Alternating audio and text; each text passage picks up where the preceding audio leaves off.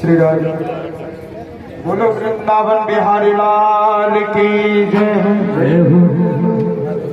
मुरली वाले सांबिरा ते मुरली ने की बजा ते मुरली पे मेरो मन मोयो मोय भरे आंगन ना सुहा। हरे रसिया भुवन बसिया मैं इतने दूर से आई हूँ तेरी मुरली की धुन सुन कर मैं बरसाने से आई हूँ तेरी मुरली की धुन सुन कर मैं बरसाने से आई हूँ बरसाने से आई हूँ मैं सब कुछ छोड़ आए हूँ मैं बरसाने से आई हूँ मैं सब कुछ छोड़ आई हूँ तेरी मुरली की धुन सुन कर मैं बरसाने से आई हूँ तेरी मुरली की धुन सुन कर मैं बरसाने से आई हूँ।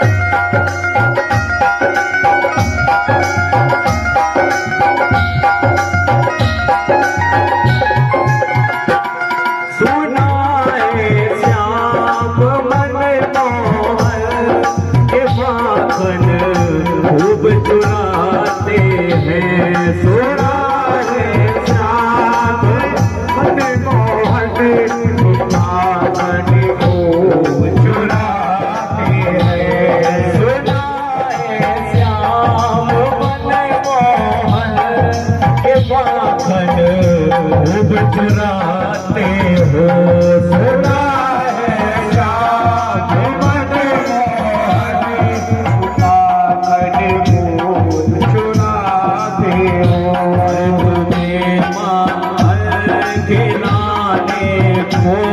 मैं मटकी साथ लाई हूँ तुम्हें माखन खिलाने को मैं मटकी साथ लाई हूँ तेरी मुरली की धुन सुन कर मैं बरसाने से आई हूँ तेरी मुरली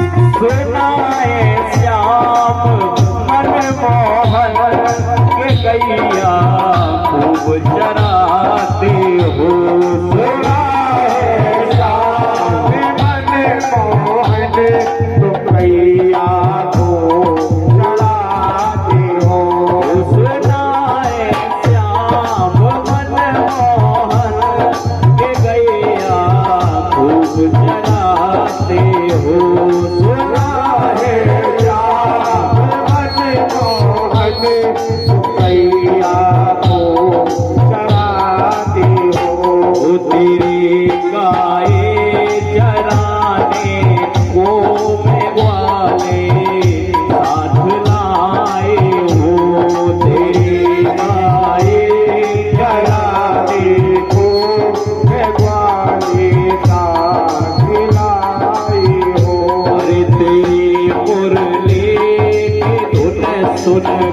मैं बरसाने से आए हो तेरी मुरली की धुन सुनकर मैं बरसाने से आए हो मैं बरसाने से आए हो मैं बरसानो की जाए हो मैं बरसाने से आए हो मैं बरसानो की जाए हो तेरी मुरली की धुन सुनकर मैं बरसाने से आए हो तेरी मुरली की धुन सुनकर मैं बरसाने से आए हो तेरी मुरली की धुन सुनकर मैं बरसाने से आए हो तेरी मुरली की धुन सुनकर मैं बरसाने से आई हो मैं बरसाने से आई हो। महाराज भगवान श्री कृष्णचंद्र को रुक्मणी जी के द्वारा 10 पुत्र उत्पन्न हुए और जैसे रुक्मणी जी के 10 बेटा उत्पन्न हुए ऐसे 16,107 रानियों के द्वारा भी 10 बेटा उत्पन्न हुए और वो 10 के फिर 10 बे 10 के फिर 10 और बे 10 के फिर 10 ऐसे 56 करोड़ यादवों का वंश हो गया।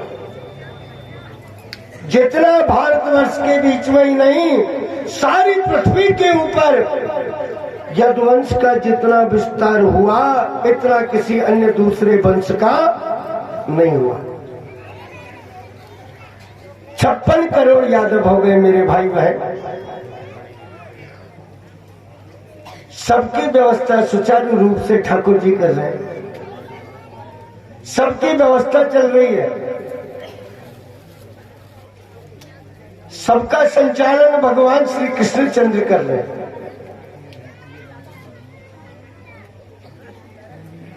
मेरे भाई बहन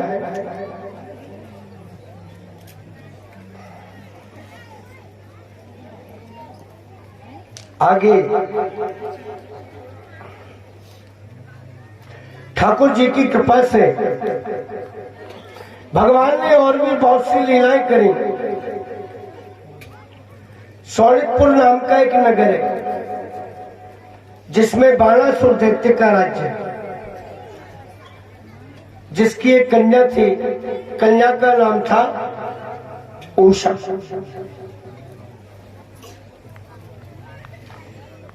एक दिन भगवान श्री कृष्ण का नाती उषा को सपने में नजर आ गया। सपने में जब प्रातः काल हुआ तो ये जगी, अब तो उदास हो गई, ना स्नान किए, ना संध्या वंदन किए, ना पूजा पाठ किए, ना भोजन किया।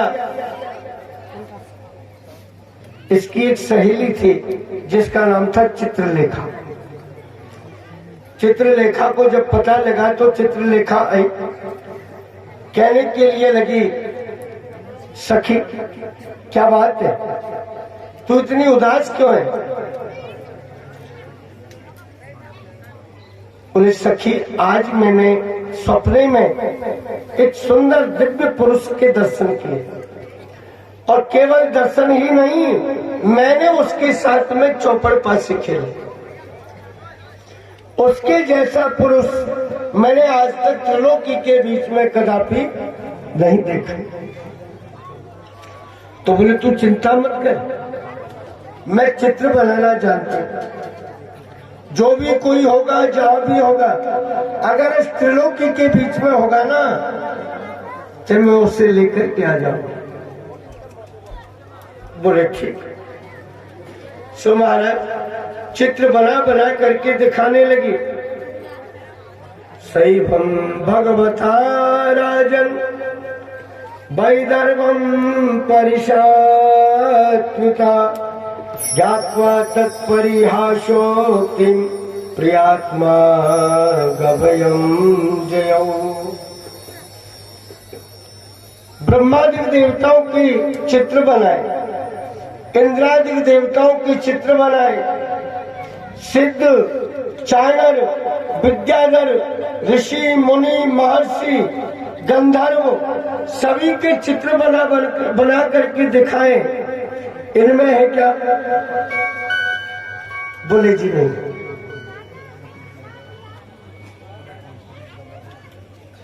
नहीं है, बोले नहीं। महाराज क्षत्रियों के चित्र बनाए, चंद्रवंशियों के बनाए, इसमें है क्या? बोले नहीं। यदुवंशियों के बनाए, बसदेव जी का बनाया, कहीं ये तो नहीं है? बोले ना। भगवान श्री कृष्ण का बनाया, बोले ये, बोले इनसे कुछ कुछ मिलता जुलता है। प्रद्युम्न का बनाया, बोले कहीं ये तो नहीं है? बोले लगते तो ऐसे ही जैसे यही है, परंतु ये नहीं है। अच्छा, और जब अनिरुद्ध का चित्र बनाया तो उषा ने उसी समय के बीच में घूंघट निकाल लिया, घूंघट निकाल लिया। मेरे भाई बहन, श्री कृष्ण लिख प्रद्युम्न लिखे, अनिरुद्ध को लिखने लगी। आई सोच कर उषा कहे मेरा तुम्हें याने ठगी। यही तो है जिन्होंने मेरे साथ में चौपड़ पास खेले, इन्होंने तो मेरे साथ में चौपड़ पास से खेले। यही है वो तेजस्वी बालक। बोले बहन मां रोशी, चिंता मत कीजिए, भयभीत मत होइए, इसको मैं भली भांति जानती हूँ। बोले कौन नहीं है? बोले द्वारकाधीश भगवान श्री कृष्णचंद्र का नाती है। और मैं योग माया जानती हूँ। आज ही रात्रि के बीच में इसे सैया के सहित सोते हुए को तेरे भवन में ले आऊंगा। सो महाराज चली गई और सोते हुए को सैया के सहित द्वारकापुरी से शौरित नगर के बीच में ले गए। ऐसा कहते हैं बंधुओं, शौरित नगर कहाँ है? शौरित नगर कहते हैं बोले बयाना को। किसी समय के बीच में यहाँ पहले बाणासुर का शासन था, और आज भी बयाना का जो किला है ना, किले के पास में उषा की छतरी आज भी बनी हुई है। तो भगवान कहे अनिरुद्ध को जब चित्रलेखा लेकर के गई, उषा के साथ में अनिरुद्ध चौपड़ पास से खेलने लगे। पहरेदारों को पता लगा, पहरेदारों ने जाकर के राजा को कहा, बोले महाराज तुम्हारी कन्या के भवन के पास में कोई पराये पुरुष की आवाज आती है। अच्छा कौन हो सकता है? बोले जी क्या पता। राजा स्वयं गए, जाकर के देखने लगे तो उषा के पास में अनिरुद्ध बैठे। अनिरुद्ध को पकड़े, हाथों में हथकड़ी डाले, पैरों में बेड़ी डाले, कारागृह के बीच में डाले। 6 महीने हो गए, किसी को इस बात का पता नहीं लगा। एक दिन बीना बजाते बजाते हरि का गुणानुवाद करते करते नारद जी महाराज द्वारकापुरी के बीच में भगवान के पास में पहुंच गए और भगवान को जाकर के कहने के लिए लगे, प्रभु यानि यानि काम यसे कामन मध्याय भामिनी संति यांत भक्तायास तब कल्याणी चले त्यदा। महाराज इतना वंश बढ़ाने से भी कोई मतलब नहीं, जिसकी सुरक्षा जिसकी देख रेख ना हो सके ऐसा वंश बढ़ाने से क्या मतलब। भगवान ने नारद जी को कहा, नारद जी क्या बात है, क्या कह रहे हो। बोले महाराज मैं सही कह रहा हूं, आपको पता है आपकी संतति इतनी बढ़ गई, आपका नाती कहाँ है। बोले कौन सा नाती। बोले अनिरुद्ध। बोले जी अनिरुद्ध अपने भवन में होगा। तो बोले मालूम कराओ। भगवान ने दूत भेज करके और पता लगवाया, पता लगा करके आओ अनिरुद्ध है या नहीं, और नहीं है तो कहाँ गए और कब से नहीं है, ये मालूम करके दूत ने जाकर के भवन